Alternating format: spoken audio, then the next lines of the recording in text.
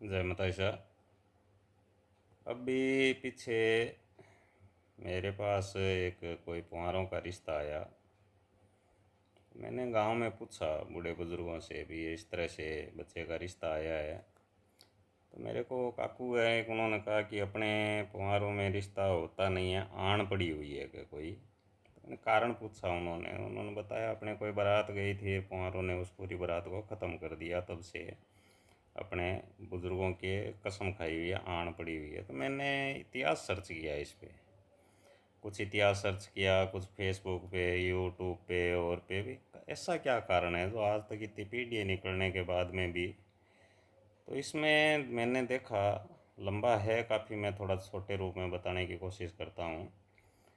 मैंने इतिहास में और इन पे सर्च करने पे पाया कि पहले पवारों की बहुत बड़ी स्टेट थी। और कहते भी हैं कि धरती तना पवार, पवारा तनी धरती। तो उन्होंने उस टाइम इस साइड में जो स्टेट थे तो भाटियों के राज थे। तो उन्होंने क्या, उनको खात्मा करना शुरू कर दिया कि भाटियों का राज नहीं छोड़ना है और सब पूरी जगह अपने स्टेट कायम करनी है।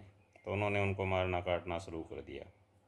एक स्टेट थी तनोट, बाद में नाम पड़ा है, पहले इसका नाम दुर्गम था, दुर्गम। तो वहाँ पे भाटी राजा थे, केहर, राजा केहर।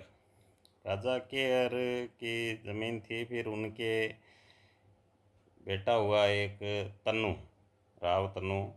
तन्नू के नाम पे इसका नाम तनोट पड़ा। और तन्नू के बाद में इनका बेटा था विजय राव। तो तन्नू के टाइम में, विजय राव के टाइम में ये शक्ति के बड़े उपासक थे, तो शक्ति इन पे बहुत ज़्यादा प्रसन्न थी। तो शक्ति को पता था कि इनके साथ धोखाधड़ी होगी, कहीं न कहीं इनके साथ भी ये होना है। तो उन्होंने इसको एक खंडा, और शक्ति ने इनको और एक चूड़ ये बैंड की कि ये चूड़ पहन के रखना और खंडा साथ में रखना, तब तक ये रहेंगे आपके पास, तब तक कोई बाड़वां का नहीं कर सकता। तो उनका लड़का था विजय राव। विजय राव का फिर कुंवारों ने देखा अब करें क्या भाई। अब वैसे तो सीधा तो कर नहीं सकते कि इनके चूड़ है पहनी हुई, शक्ति का वरदान है, खंडा है, तो इनको नारियल भेजो। तो उन्होंने नारियल भेजा कि हमें आपसे रिश्ता करना है विजय राव जी की, हम शादी करेंगे, लड़की शादी करेंगे। तो भाई रिश्ता भी मना नहीं कर सकते। तो उन्होंने हाँ भर दी और बारात लेके आ गए। बारात लेके आ गए तो उनका धोखा ये था कि ये जब फेरों में बैठेंगे तो वहाँ तो कोई उस चीज़ पहन के बैठ नहीं सकते। तो उन्होंने वहाँ पे धोखा किया कि वो फेरों से पहले कि ये जब फेरों में बैठने लगे तो बोले चूड़ उतार दो और खांडा साइड में रख दो, और फेरा होने के बाद में वापस पहन लेना। तो उन्होंने क्या, वो चूड़ उतार के रखी और खांडा साइड में रखा। जब वैसे ही पुआर टूट के पड़े, सबको मार काट दिया। वहाँ से मार काट के अंदर से एक व्यक्ति निकल के वहाँ से निकलने में सक्षम हो गया, उसका नाम था देरावर। देरावर वहाँ से निकल के चलते चलते चलते चलते चलते भी रास्ते में कोई रायका मिल गया, उसको हकीकत बताई, बोले यार ये हो गया मेरे साथ, तो तुम मेरी हेल्प कर दो। उसने एक शांड यानी ऊँटनी उसको दे दी, इसको लेके जाओ, तो पीछे आपके जो भी बाहर आ रहा है तो ये ऊँटनी आपको थोड़ी तेज़ चलती है, रक्षा करेगी। वो ऊँटनी को लेके चलते चलते आगे, थोड़ा आगे निकले तो वहाँ पे उन्होंने देखा कि कोई ब्राह्मण का खेत है।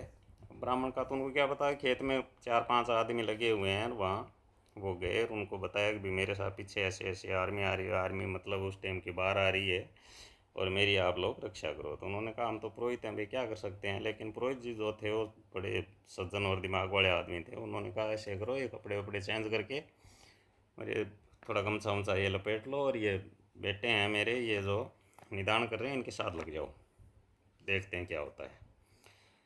वो 5-10 मिनट बाद में, 15 मिनट बाद में पीछे बाहर आई, उनको कहा भी ऐसे ऐसे एक आदमी आया था, देखा क्या। तो उन्होंने कहा नहीं जी, मेरे तो ये बेटे हैं, निदान कर रहे हैं, मैं यहाँ बैठा हूँ और नहीं देखा। तो वो वहाँ से चल दिया। उन्होंने, उनमें एक कोई पागी था, पैरों का पारखी था। उन्होंने छाननी के वो ऊँट के निशान पैरों के देख के रोले, नहीं यार इतनी दूर तो छाननी पे सवार था, अब ये छाननी बिना सवार के गई है यहाँ से। वो तकड़ा पागी था कोई, बिना सवार के गई है, आदमी तो यहीं कहीं है। तो किसी ने कहा बोले ये पुरोहित झूठ बोल रहे। तो बोले कैसे पकड़े। बोले वो आगे साइड में थोड़ा निकले इधर उधर तो सामने बतवारी आ रही थी बाता लेके। बोले इसको नहीं पता है कि इनके खेत में कितने आदमी हैं, इसको पूछते हैं। उनको पूछा भाई तुम्हारे खेत में कितने मजदूर हाड़ियाँ काम कर रहे हैं? बोले मेरे खेत में 5 हैं। तो उन्होंने कहा 5 हैं तो 6 लगे हुए हैं, इसका मतलब पुरोहित झूठ बोल रहा है, वापस चलते हैं। तो पुरोहित जी के पास वापस गए तो उन्होंने कहा भाई आपके खेत में 6 हैं? बोले मेरे 5 आड़ी लगे हुए हैं, ये 5 हैं, छठा मैं हूँ, वो बताने में गलती हो गई। तो किसी ने दिमाग लगाया कि यार ये कैसे परख करें। बोले तो रावड़ो तो है या भाटी है तो ये ब्राह्मण के साथ खाना नहीं खाएगा। तो उन्होंने कहा ठीक है खाना खाओ। तो पुरोहित जी समझ गए। तो उन्होंने, उनका बड़ा बेटा था, उसका नाम था रत्नू। तो उनको कहा भी रत्नू आप साथ खाना खाओ और आप लोग भी खाना खाओ, आप दो साथ में बैठ जाओ, दो इधर बैठ जाओ, यूँ करके। तो उन्होंने क्या, रत्नू के साथ खाना खाया।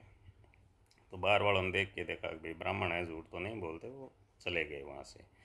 जाने के बाद में उन्होंने भाटी साहब, उन्होंने कहा भी मैंने आप लोगों के साथ खाना खाया है, तो जब भी मेरी कोई गढ़ या कोई स्थापना होगी तो आप मेरे वहाँ पे रत्नों को भी मेरे वहाँ पे आप जो भी होगा उस हिसाब से काम दूंगा। तो तब से कहते हैं कि ये रत्नोच्चारण जो कविराज बने, तब से ये रत्नोच्चारण पुरोहित में से निकल के रत्नोच्चारण बने और भाटियों के कविराज कहलाए ये। इसके बाद से निकल के ये वहाँ से फिर गए अपने मामा के पास। मामा था इनका जज्जा, जज्जा भुट्टा। जज्जा भुट्टा के पास गए कि मेरे को एक घर बनाने के लिए ज़मीन दो, आप मेरे मामा हो, मैं आपका भांजा हूँ, इस तरह की हकीकत हो गई मेरे साथ, हमारे साथ, मैं एक बचा हूँ, अब मेरे को और तो कौन रक्षा करेगा, आप मेरे को ज़मीन दो। तो उन्होंने कहा कितनी चाहिए? बोले एक भैंस बैठे इतनी, या भैंस समाए इतनी ज़मीन दो। तो उन्होंने कहा ठीक है भाई ले ले, बना ले मकान। तो उन्होंने क्या किया, वहाँ थोड़ी सी चालाकी की, भैंस की खाल उतार के भैंस उसकी एक रस्सी बनाई, लंबी चौड़ी रस्सी बना के फिर उससे नापा नापा तो 10 कोस ज़मीन उन्होंने दबा ली।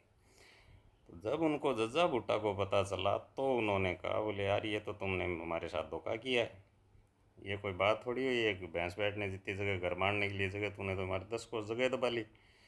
तो फिर उन्होंने किया भाई ऐसे तो नहीं, मकान यहाँ नहीं बनाने देंगे।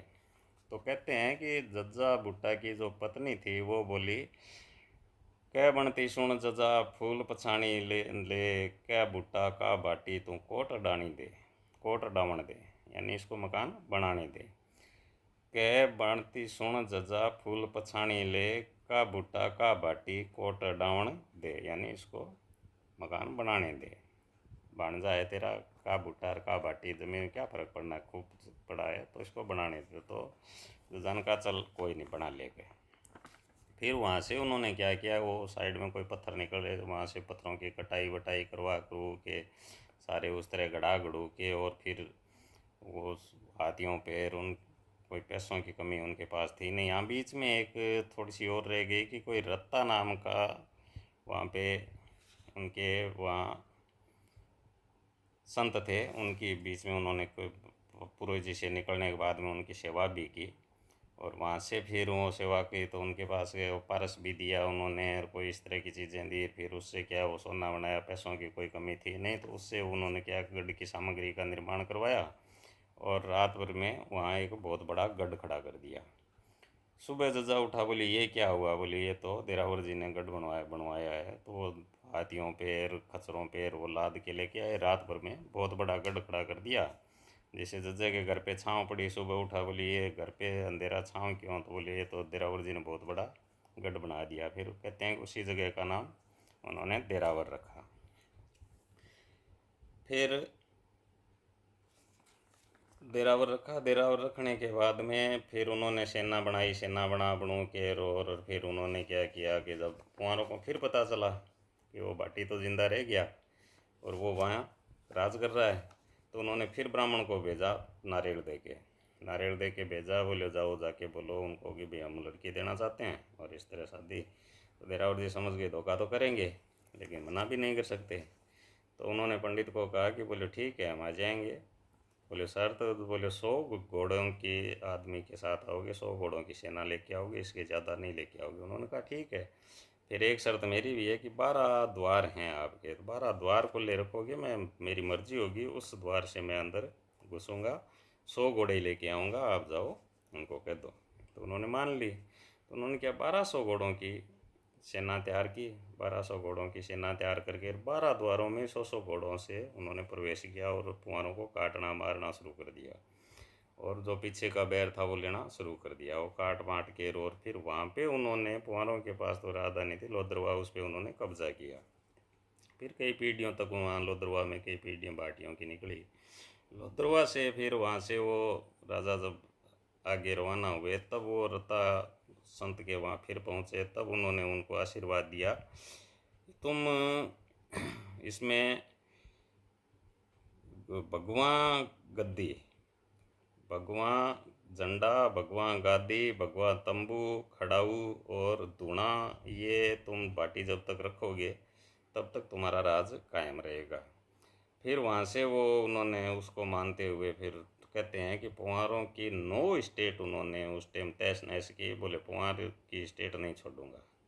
9 स्टेटें ख़त्म की और वहाँ से निकल के फिर लोद्रवा पे इन्होंने राज किया। और उसी टाइम एक कहावत और आई बीच के अंदर कि वहाँ कभी कोई कृष्ण भगवान और अर्जुन ने वहाँ से निकलते हुए कोई पानी के लिए कुआं खोदा और उसको ढक दिया कि कोई, और लिख दिया, एक शिलापट रख दिया कि जैसल नाम का आदमी कोई आएगा इस कुएं के ऊपर से, या जो भी देखेगा तो जैसल नाम का आदमी जो है जो यहाँ राज स्थापना करेगा और जैसल नाम रखेगा। तो ब्राह्मण कोई वहाँ से जा रहा था और उसका पैर पड़ा वहाँ पे, तो घर से आवाज़ आई कुएं की, उसने वो उसको पढ़ा जैसल नाम का। तो उन्होंने देखा तो उनके ही स्टेट में भी जैसल नाम का तो इन राजा के लड़का भी है और स्टेट भी हो जाएगी, जगह भी पड़ी है, पवित्र जगह है वहाँ। उन्होंने देखा कि कोई बकरी भी आई हुई है, वो 7 जानवर साइड से उसके बच्चे पे अटैक कर रहे थे, तो वो दिया नहीं रात भर में। तो पंडित ने देखा ये तो, और ही सुबह मेरा नाम का पंडित था वो, मेरा नाम था उसका। तो वहाँ गया जैसल जी के पास, उन्होंने कहा भी इस तरह से ये है, आप यहाँ स्टेट स्थापना करो। तो जैसल जी ने आके वहाँ स्टेट स्थापना की। तो मेहरा जी ने कहा भी मेरे को क्या मिलेगा, मैंने आपको यहाँ ये बताया और है। तो बीकानेर की तरह ही मेरा जैसल और मेहरा, जैसल और मेर, जैसलमेर उस तरह के नाम रखे, वो मेरा पंडित को उपकृत किया गया। इस तरह जैसलमेर की 1212 में स्थापना हुई। तो ये भाटियों का और पुंवारों का जो संघर्ष है ये 1212 यानी 1000 ईस्वी के आसपास का है। तो इसमें कोई गलती हो तो माफ़ करना, आप लोग देखना इसको अच्छी तरह। और इतिहास अपने को अब पढ़ाया नहीं जाता है, ये तो कहीं न कहीं खोजने से, थोड़ा बहुत पता करने से ही मिलेगा। इसलिए पुंवारों में और रावड़ों में रिश्ते की ये थोड़ी किदवंती मान लो, दंत कथाएँ मान लो, और इस कारण से ये अब नहीं हो रहा है। हाँ, ये हुआ है पुंवारों के और भाटियों के संघर्ष की, ये बहुत जगह चीज़ें हैं, ये मैंने देखी है, मैंने तब रिसर्च किया है। तो आगे आप देखना इसको, बुरा कोई चीज़ गलत लगी हो तो माफ़ करना। जय माता दी।